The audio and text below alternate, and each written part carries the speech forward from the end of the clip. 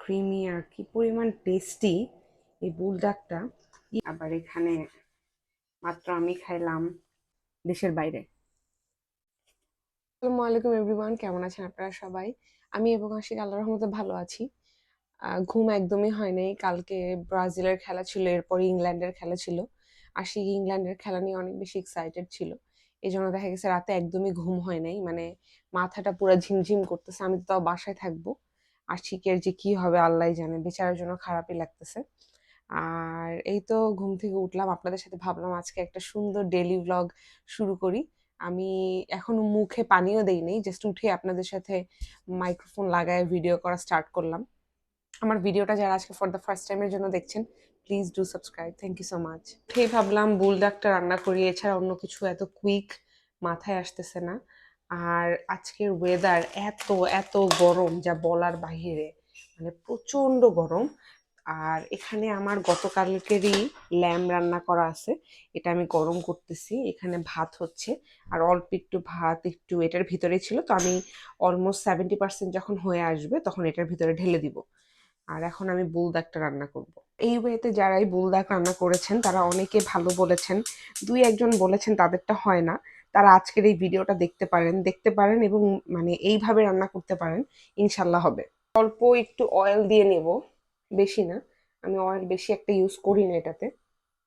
আমি জানি না আপনার ভিডিওতে কতটুকু বুঝতেছেন। একদম পেঁয়াজ হাফ, একটা ছোট্ট একটা পেঁয়াজের হাফ পোর্শন নিয়ে ওটাকে একদম চিরি চিরি করে কেটে এভাবে একটু লাল লাল করে নিব।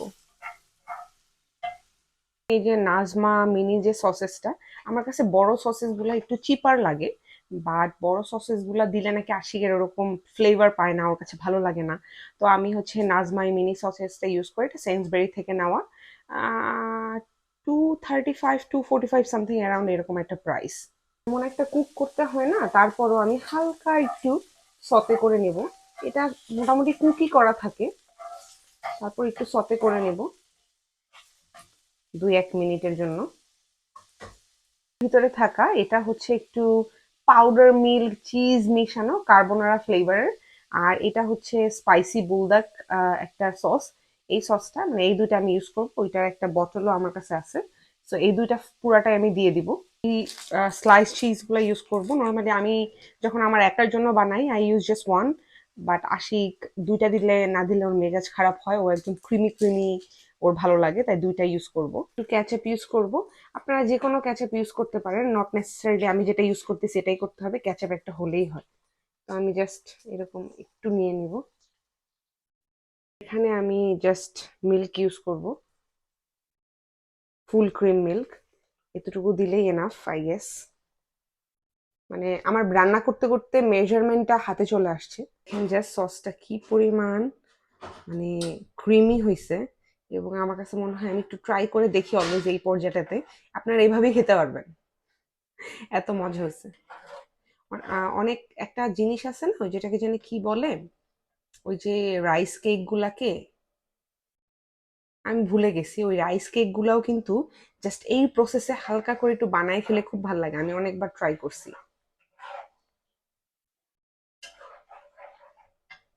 ভাত অলমোস্ট 80% হয়ে গেছে, তো আমি এই রাইসটা ঢেলে দিব। কে দিলাম, হয়ে যাবে পারফেক্টলি। এতে করে রাইসটাও নষ্ট হইলো না। শেয়ার করে খাবো। আমি নুডলসটা একটু ভিতরেই প্যাকেটের ভিতরেই ভেঙে নেই, যাতে খাওয়ার জন্য এটা ইজিয়ার হয়। আর এখানে আমার গরম পানি হচ্ছে, গরম পানি হওয়ার পরে এটার মধ্যে একটু ঢেলে দিব এরকম ফুটন্ত গরম পানি।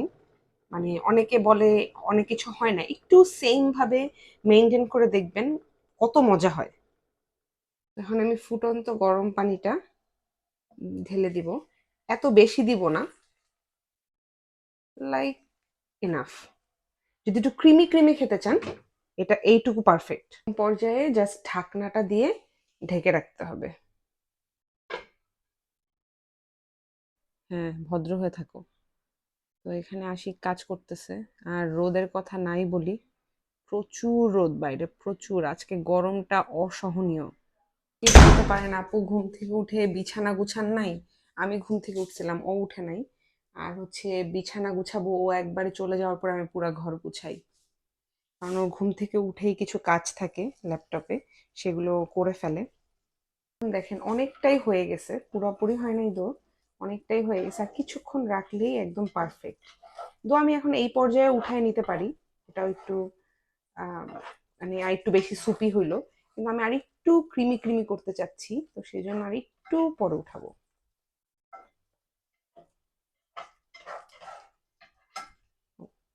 এই পর্যায়ে আমি হালকা, একদমই হালকা একটু গুঁড়া দুধ দেবো, একদমই হালকা, যেরকম। এটাতে আমি আপনাদেরকে একটু উঠায় দেখাই, তাহলে বুঝবেন কি পরিমাণ। আমি জানি না ফোকাস হয়নি, আই গেস তার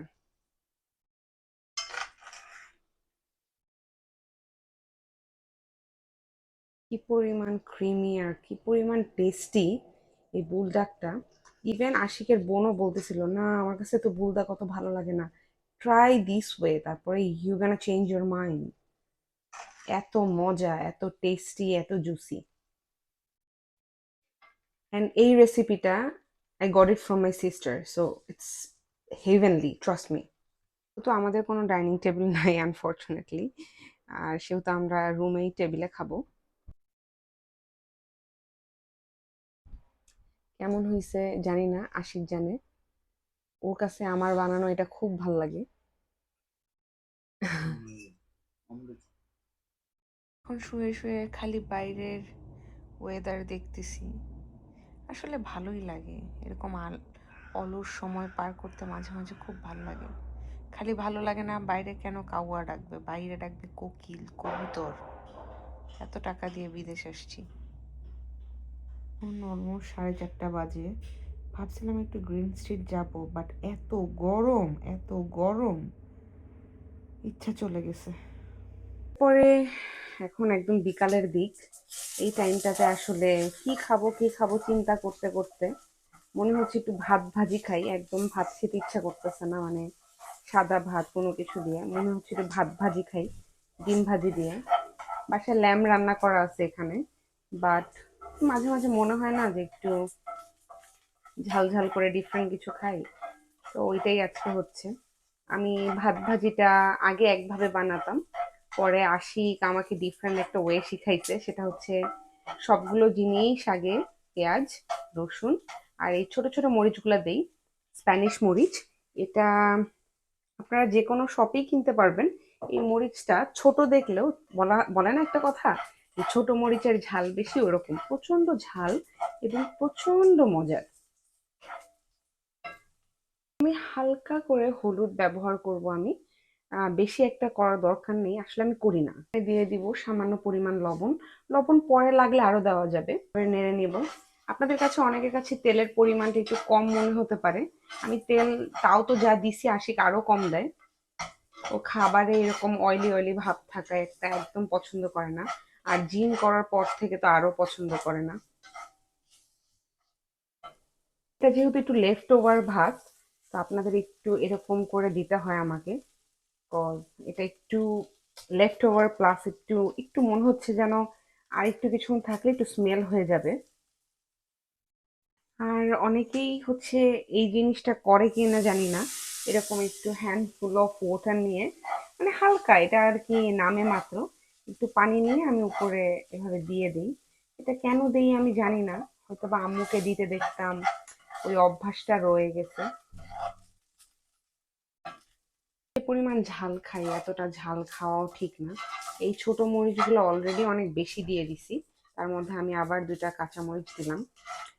একটা কাঁচামরিচ মাঝখান দিয়ে কেটে দিছি। অনেকেই মনে করতে পারে না কাঁচামরিচগুলোতে ঝাল নাই, আমাদের বাংলাদেশের কাঁচামরিচে যেরকম ঝাল তার থেকেও বেশি ঝাল এই কাঁচামরিচটাতে। এটা গ্রিন স্ট্রিট থেকে নেওয়া, ওই স্পেসিফিক ওই দোকানটার কাঁচামরিচগুলো বেশ ঝাল, মোস্ট অফ দ্য টাইম তাই আমি ওখান থেকেই নিই।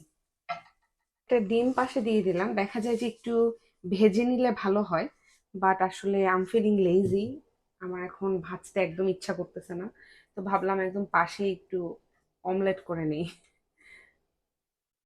আসলে নিজের জন্য রান্না করতে গেলে না এরকম অলস হয়ে যায়, বাট নর্মালি কিন্তু আমি খুব অ্যাক্টিভ একটা মানুষ, অলওয়েজ কাজ করি।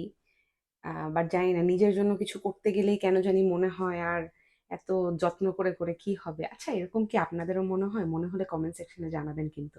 চাইছিলাম পুরো আস্তা, মানে ভালো মতো একদম প্রপার শেপে, বাট আই কুডেন্ট। বাট যাই হোক, পেটেই তো যাবে। এখন পুরাটা ঢেলে নিব প্লেটে। মনে হচ্ছে ভাত একটু বেশি হয়ে গেছে। প্রতিদিনই চিন্তা করি যে ভাত একটু কম করে খাবো, বাট কেন জানি হচ্ছে না। যাই হোক, মানুষ কয়দিন বাঁচে, এত ডায়েট টায়েট করে কি হবে।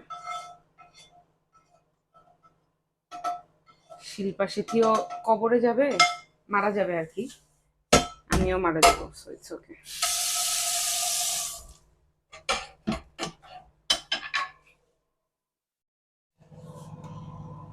তো খাওয়ার মধ্যে এখন যা আপনাদেরকে দেখাইলাম ওইটাই।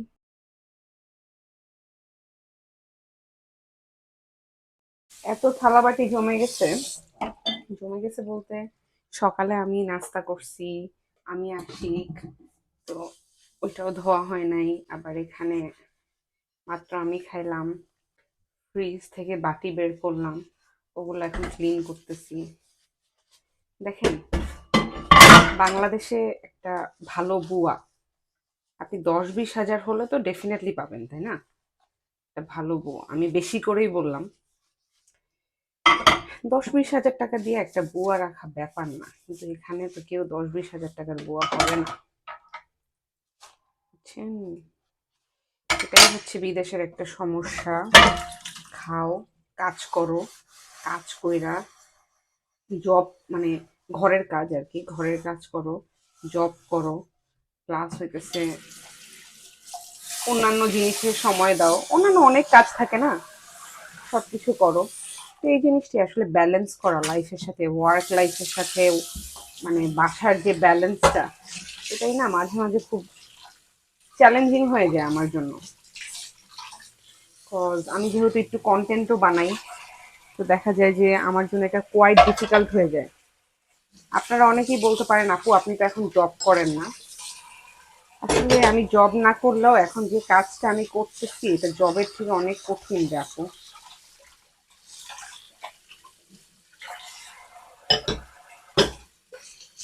নিজেই খাও, নিজেই কাজ করো, নিজেই সব করো। হ্যাঁ স্যার, মাঝে মাঝে মনে হয় কি এই জীবন থেকে পালায় কোথায় গিয়ে লুকায় থাকি, কোথাও গিয়ে লুকায় থাকি এবং কেউ জানবে না আমি কোথায় আছি। তখন আবার মনে হয় সেম ভাবে তো আশিকেরও মনে হতে পারে, তাই না? ও তো অনেক কষ্ট করে। সো আসলে পালানো যায় না জীবন থেকে।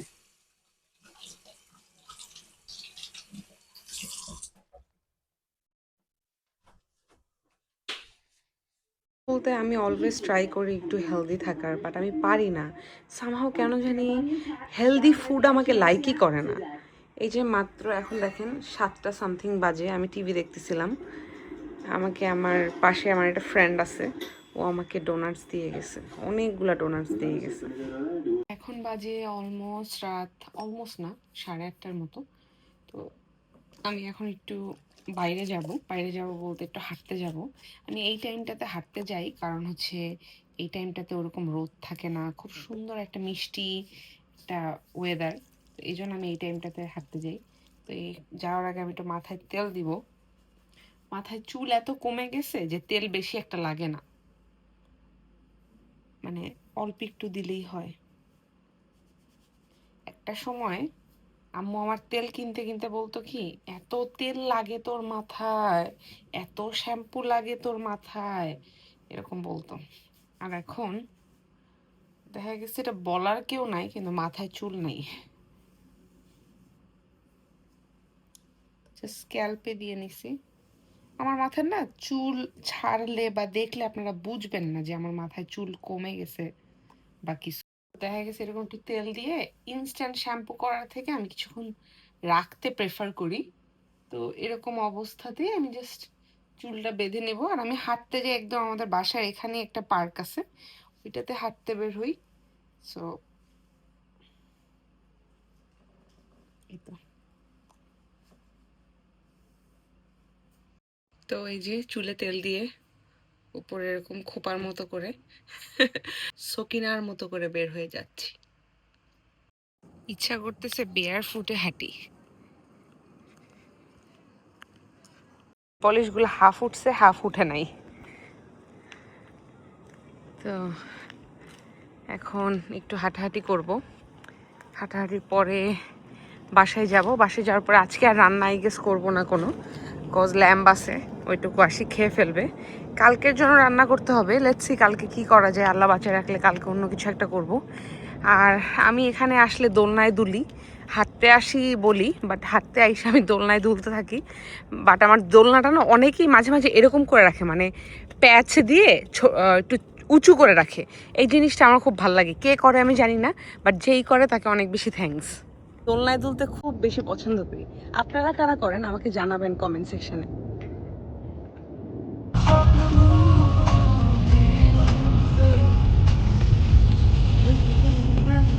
বৃষ্টি